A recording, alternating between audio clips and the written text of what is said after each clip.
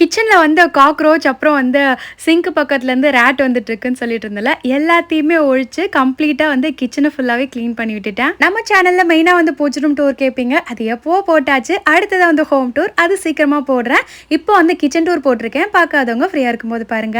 And இன்னைக்கு இன்னும் ஒரு யூஸ்ஃபுல்லான இன்ஃபர்மேஷன் வந்து ஷேர் பண்ண போறேன். நேத்து நான் பிளவுஸ்ல வந்து ப்ரூச் ஒர்க் பண்ணி போட்டிருந்தேன்ல, பக்கத்துல கொடுத்து போட்டேன்னு சொல்லியிருந்தால, அவங்க வந்து இன்னுமே ஒரு 2 டேஸ்ல ஒர்க் ஷாப் ஸ்டார்ட் பண்ண போறாங்களா.